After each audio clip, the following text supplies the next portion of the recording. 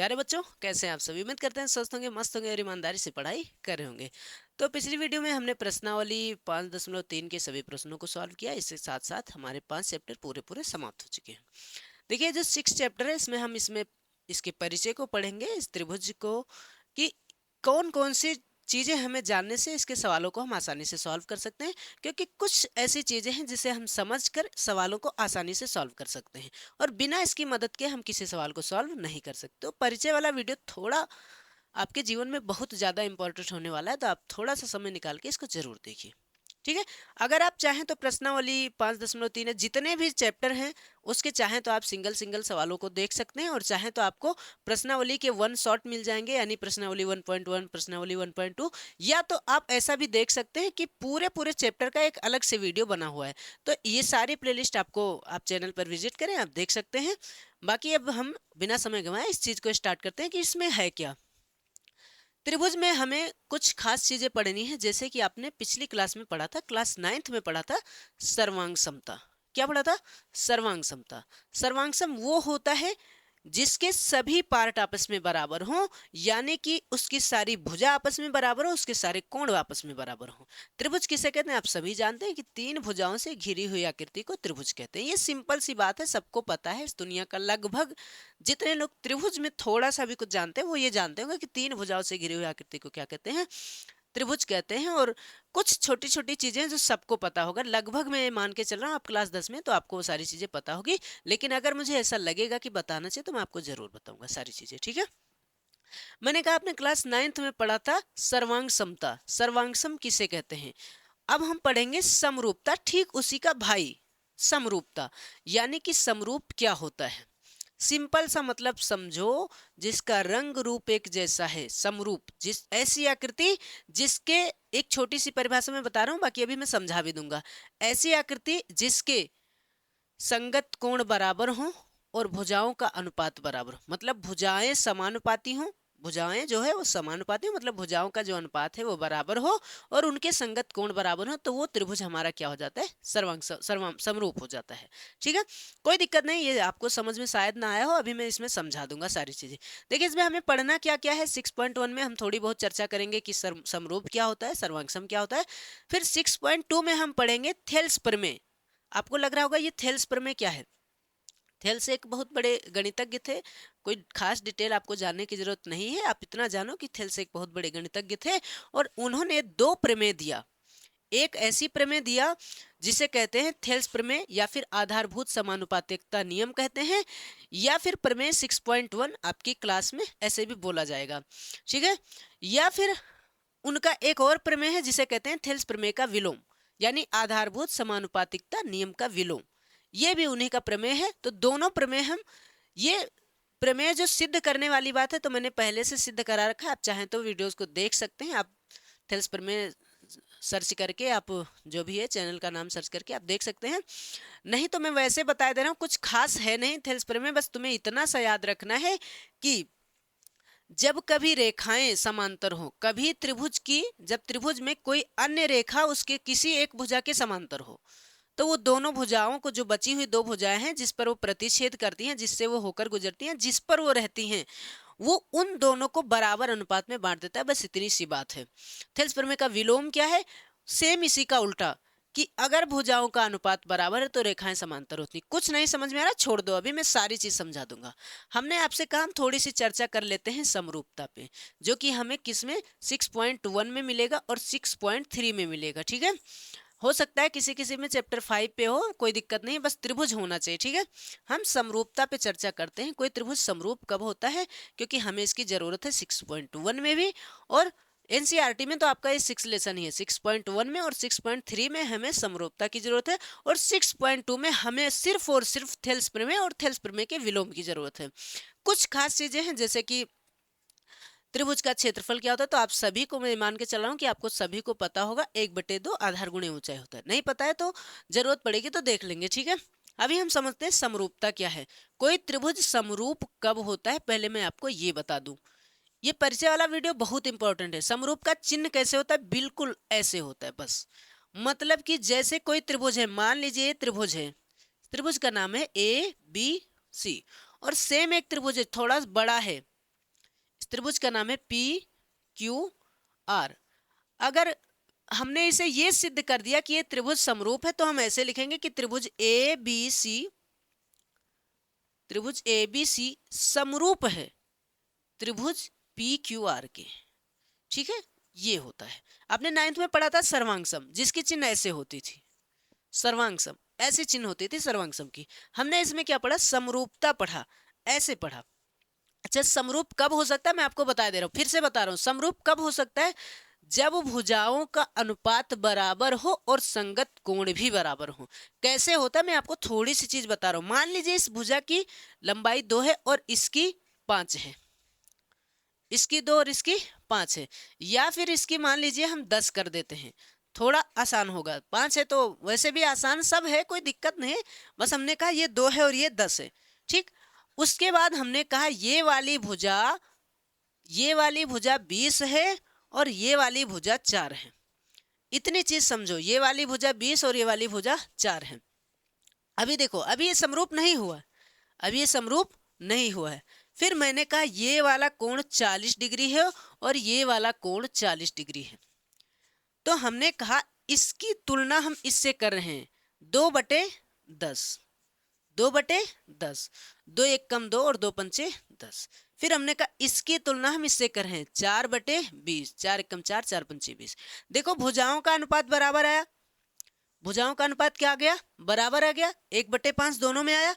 उसके बाद हमें देखना है इसका संगत कोण। क्या देखना है, संगत कोण। संगत कोण यानी यहां देखो इससे लगता हुआ कोण, इन दोनों भुजाओं द्वारा बनाया हुआ कोण कितना डिग्री है, 40 डिग्री है। कितना डिग्री है, 40। और इन दोनों भुजाओं द्वारा भी बनाया गया कोण कितना डिग्री है, 40। तो भुजाओं का अनुपात भी बराबर, संगत कोण भी बराबर, तो ये आपस में क्या हो जाएंगे, समरूप हो जाएंगे। कैसे, साइड एंगल साइड से।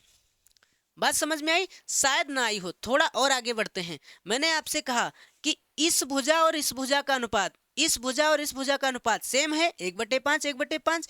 उसके बाद इनके द्वारा बनने वाला कोण कितना है, 40 डिग्री है, 40 डिग्री है, ये ध्यान रखना। दोनों का कोण बराबर, तो संगत भुजाओं का अनुपात और संगत कोण आपस में बराबर, तो ये क्या हो गया, समरूप। लेकिन मान लीजिए ये 40 डिग्री यहां होता, ये 40 डिग्री यहां होता और यहां होता 30 डिग्री, या कुछ और होता, 40 नहीं बस कुछ और होता, तब क्या ये समरूप होता, तो आप कहते बिल्कुल नहीं, क्योंकि इसका कोण तो 40 डिग्री है लेकिन इसका कोण 30 डिग्री है, तो दोनों आपस में बराबर नहीं। और जैसे ही संगत कोण बराबर नहीं होंगे, भुजाओं का अनुपात बराबर हो चाहे ना हो, वो समरूप नहीं होगा, क्योंकि इसका संगत कोण आपस में बराबर नहीं है, तो ये समरूप नहीं होगा। सिंपल सी बात है, बात समझ में आ रही होगी। उसके बाद मान लीजिए यहाँ पे छोड़िए, इसको छोड़िए, 40 डिग्री 30 डिग्री सब छोड़िए। मैंने कहा इसकी तुलना नहीं करना है कि ये 40 है तो ये भी तो 40 है, अरे कोण तो ही ढूंढना था, अरे कोण तो ढूंढना था लेकिन संगत कोण ढूंढना था, ये भी ध्यान रखना। अच्छा, कोण ही कब ढूंढा जाता है, अभी मैं आपको वो भी बता रहा हूँ, ठीक है, अभी मैं आपको वो भी बता रहा हूँ, ठीक है। चलिए, 10 20, यहाँ 2 यहाँ 4, मान लीजिए यहाँ पे लिखा है 18, कितना लिखा है, नहीं 18 नहीं, मान लीजिए यहाँ पर लिखा है 30, कितना लिखा है 30, और यहाँ लिखा है 6, यहाँ कितना लिखा है 6। अब हमें क्या करना है, हम कहेंगे भाई 2/10, 2 एक कम 2, 2 पंचे 10, इन दोनों के बीच में 5 का गुणा हो रहा है। फिर मैंने कहा 4 एक कम 4, 4 पंचे 20, इन दोनों के बीच में कितने गुणा हो रहा है, 5 का। फिर 6 एक कम 6, 6 पंचे 30। लो भाई, इन सब के बीच में कितने का गुणा हो रहा है, 5 का, यानी इनका अनुपात कितना है, 5 है। यानी सारे अनुपात अगर बराबर हैं तो भाई ये समरूप है। सारे अनुपात अगर बराबर हैं भुजाओं का, तो ये साइड साइड साइड से क्या होगा, समरूप हो जाएगा। ये बात ध्यान रखना कि सारे अनुपात अगर बराबर हैं तो क्या हो जाएगा, समरूप हो जाएगा। सिंपल सी बात थी, कोई कठिन नहीं था, इसमें कुछ बड़ी बात नहीं थी भाई साहब। मैंने आपसे सिर्फ इतना ही कहा कि अगर सभी भुजाओं का अनुपात बराबर है तो वो समरूप होगा। एक सिंपल सी लॉजिक और मैं बता रहा हूं आपको, ABC फिर PQR। मैंने कहा ये 30 डिग्री, ये 40 डिग्री, ये 110 डिग्री, 30 40 और 110, ठीक। फिर मैंने कहा ये 110 डिग्री, ये 30 डिग्री और ये 40 डिग्री। अब आप सोच रहे होंगे भैया इधर तो 110 यहाँ है और इधर ऊपर हो गया तो दिक्कत हो गई। कोई दिक्कत नहीं, बस कोण आपस में बराबर है। 110 110 30 और ये भी 30, ये 40 और ये 40। अगर सारे कोण आपस में बराबर हैं तो ये एंगल एंगल से हमें तो सिर्फ दो ही कोण ढूंढना रहता है, बस तीसरे की जरूरत ही नहीं है। बस दो कोण मिल जाए तब भी ये समरूप है। मान लीजिए 110 नहीं दिया होता किसी में, तब भी आप ये मान के चलो जैसे ही दो कोण मिला 40 40 30 30, तो समझ जाओ कि एंगल एंगल से ये क्या हो गया, समरूप हो गया। हो गया मतलब हो गया, बस दो ही कोण ढूंढना है आपको, तीसरा तो खुद ब खुद बराबर हो जाएगा। अरे कोणों का योग 180 होता है, किसको नहीं पता, सबको पता है कि नहीं। तो मैंने आपसे इतने कहा कि अगर सारे कोण बराबर हैं तो वो त्रिभुज समरूप है। अगर सारे कोण बराबर हैं तो त्रिभुज क्या है, समरूप है। मैंने कहा अगर सारी भुजाओं का अनुपात बराबर है तो भी वो त्रिभुज क्या है, समरूप है। और जैसे त्रिभुज समरूप होगा उसके सारे कोण आपस में बराबर हो जाएंगे और भुजाओं का अनुपात भी आपस में क्या हो जाएगी, बराबर हो जाएगी। एक छोटी सी बात और मैं आपको बता रहा हूं, छोटी सी बात, एक बात और। अच्छा, सारे कोण बराबर होते हैं तो वो सर्वांगसम भी तो हो जाता है। सारे कोण बराबर हो तो सर्वांगसम भी तो हो जाता है। तो हाँ भाई हो जाता है, सर्वांगसम त्रिभुज भी समरूप होता है। सर्वांगसम त्रिभुज भी क्या होता है, समरूप होता है। लेकिन सभी समरूप त्रिभुज सर्वांगसम नहीं होते, कुछ समरूप सर्वांगसम हो सकते हैं, ठीक है। लेकिन जितने सर्वांगसम हैं वो सारे सर्वांगसम समरूप हो सकते हैं। कोई भी त्रिभुज अगर वो सर्वांगसम है तो वो समरूप 100% है। अगर त्रिभुज सर्वांगसम है तो वो समरूप है, मतलब है, ठीक है। सर्वांगसम त्रिभुज को हम समरूप लिख सकते हैं, लेकिन हम समरूप को सर्वांगसम नहीं लिख सकते, ये बात याद रखना, ठीक है। चलिए, मैंने आपको सारी चीज लगभग बता दी। मैंने कहा बस जो भुजाओं का अनुपात बराबर हो और उसका अगर कोण बराबर हो, संगत कोण, भुजाओं का अनुपात बराबर हो, संगत कोण बराबर हो, तो वो समरूप होता है, अन्यथा वो समरूप नहीं होता है, ठीक है। चलिए, इसके अलावा मैंने आपको जो बताया, इसके अलावा मैं थोड़ी सी आपको बता दूं थेल्स प्रमेय क्या है। अरे समरूपता बहुत छोटी मोटी बात है, आप सवाल लगाएंगे बहुत आसानी से समझ जाएंगे। थेल्स प्रमेय क्या है, थेल्स प्रमेय को हम आधारभूत समानुपातिकता नियम भी कहते हैं। ये समझ में आया ना। मैंने आपसे क्या बताया कि जितने सर्वांगसम, आप सर्वांगसम तो जानते ही हैं, या फिर आप इतना जान लीजिए कि सारे कोण आपस में, दो त्रिभुज के सारे कोण आपस में बराबर तो वो सर्वांगसम है। त्रिभुज के सारी भुजा आपस में बराबर तब भी वो सर्वांगसम है। अच्छा, सारी भुजाओं का अनुपात अगर बराबर है तो वो सर्वांगसम नहीं है, तब वो क्या है, समरूप है। और हमें इसमें सिर्फ और सिर्फ समरूप पढ़ना है, कहीं कहीं सर्वांगसम आपको मिलेगा, कहीं कहीं आपको सर्वांगसम मिलेगा, ठीक है। समरूपता मैंने आपको बता दिया, लगभग समरूपता मैंने कवर करा दिया। इतने है कि अगर भुजाओं का अनुपात बराबर हो, संगत कोण अगर बराबर है तो वो समरूप है। भुजाओं का अनुपात बराबर और संगत कोण तो मैंने बता ही दिया भाई, A B C P Q R. मैंने कहा ये अगर 8 है और ये मान लीजिए 10 है, ये मान लीजिए 20 है और ये मान लीजिए 16 है। मैंने कहा ये कोण 50 डिग्री और ये कोण 50 डिग्री, ठीक। अब देखो 8 और 16 का अनुपात अगर करेंगे 8/16 तो कितना आएगा, 2 आएगा। 10 और 20 का अनुपात करेंगे तो कितना आएगा, 2 आएगा। मतलब इनकी भुजाओं का अनुपात, दो भुजा का अनुपात क्या है, बराबर है। लेकिन इन भुजाओं का संगत कोण, इसका संगत कोण ये और इसका कोण ये, अरे ये 50 है तो ये 50 होना चाहिए। मान लीजिए ये 40 है, तब ये समरूप नहीं होगा। अगर ये 50 है तो ये भी कितना होना चाहिए, 50। ये देख के गलती नहीं करना, ये 50 है तो ये भी 50 होना चाहिए। अब इनका भुजाओं का अनुपात अगर बराबर है, संगत कोण ये होता है 50 और 50, तब ये जाके हमारा क्या हो जाएगा, समरूप हो जाएगा। समरूप में कोई ऐसी बात नहीं कि एक आकृति के ऊपर दूसरी आकृति रखें तो वो ढकी जाए, बस उस आकृति को बराबर से बढ़ाते जाना है। सर्वांगसम आकृति को, एक आकृति को वहीं रुकी रहने दो, दूसरे को बढ़ाते चले जाओ, उसे कहते हैं समरूप। ऐसा मान लीजिए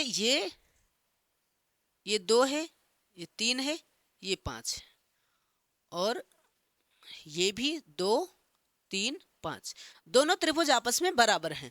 फिर हमने कहा भैया ऐसा करते हैं कि इसको 3 को ना हम 6 कर देते हैं। 3 को हमने क्या कर दिया, 6 कर दिया। इस 2 को भी हमने 2 गुना बढ़ा दिया, 4 कर दिया। इस 5 को हमने 2 गुना बढ़ा दिया, 10 कर दिया। अब देखो ये एक दूसरे को ढकेगी नहीं, एक दूसरे को ढक नहीं सकती, लेकिन फिर भी ये समरूप है क्योंकि हमें उतने बढ़ाई गई है जितना बढ़ाना था।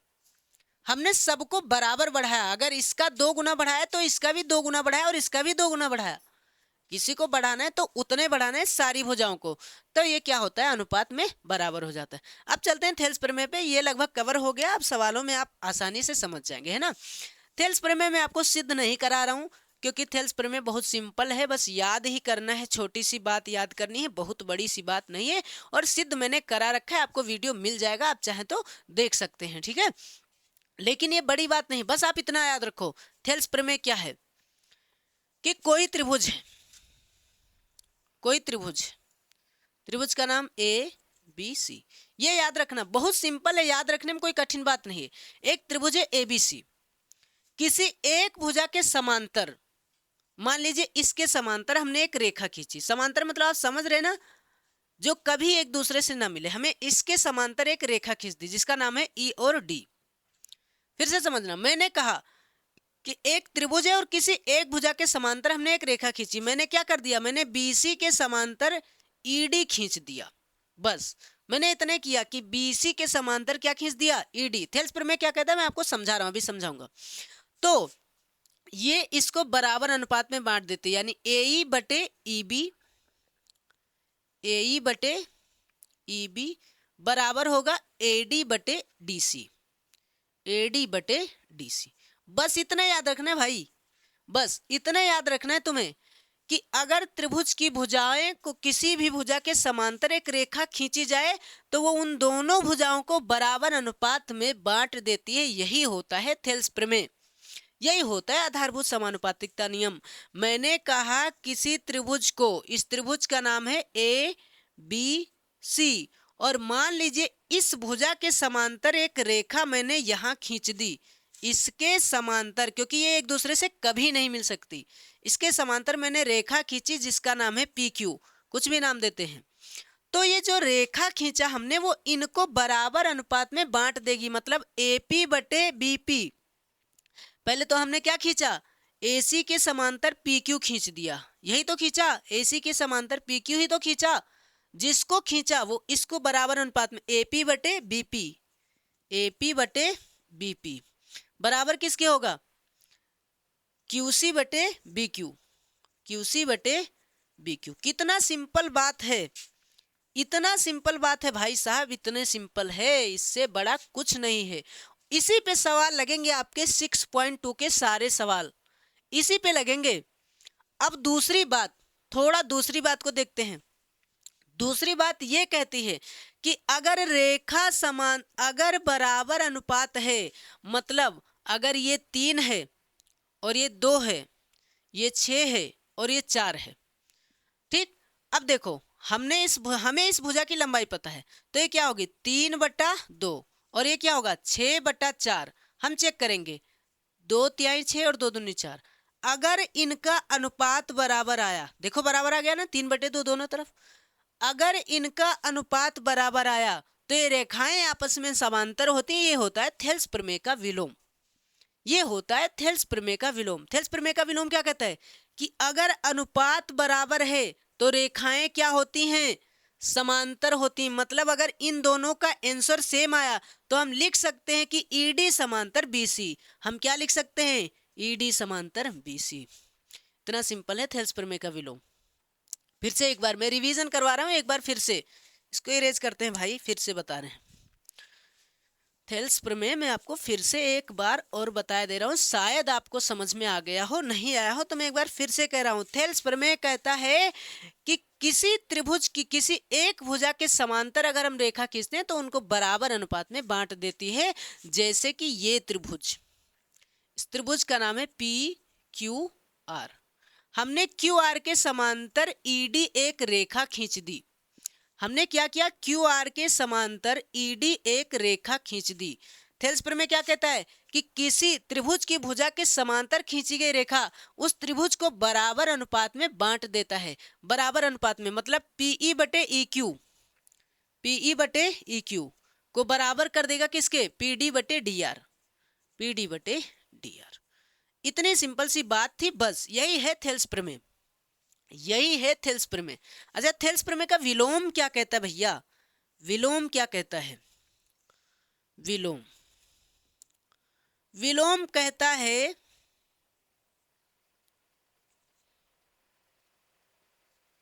विलोम ये कहता है कि अगर इनकी भुजाओं का अनुपात बराबर है तो वो रेखाएं समांतर होगी। इसी का उल्टा, जैसे ये 3/5 है, 3/5 है और ये 9/15 है, 9/15। ये तो सरल नहीं हो सकता लेकिन ये हो सकता है, 3 3 9 और 3 5 15।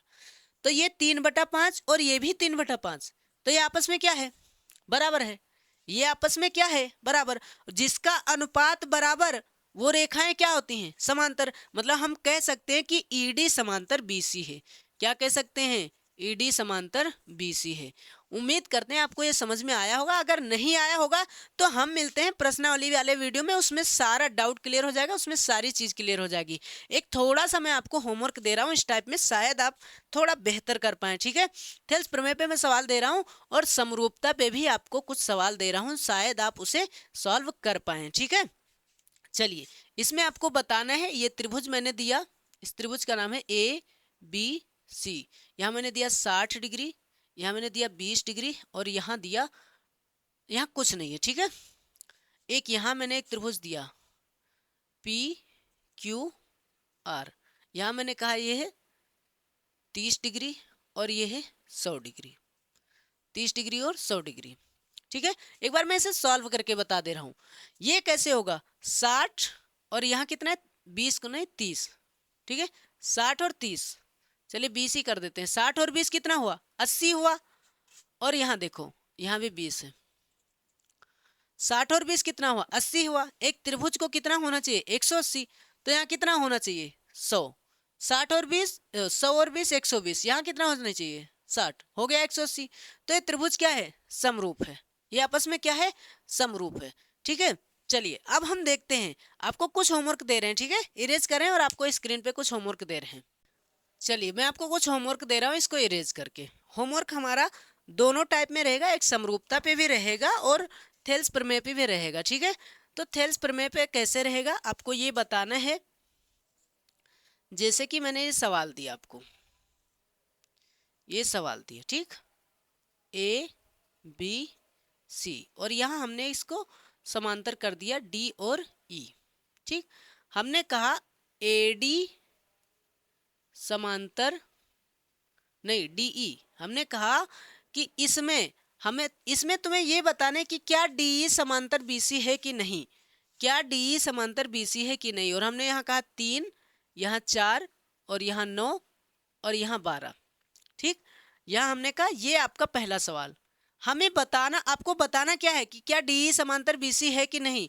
अगर अनुपात बराबर आया तो है और अगर अनुपात बराबर नहीं आया तो नहीं है। एक त्रिभुज ये है, इसका नाम है पी क्यू आर, एल और एम।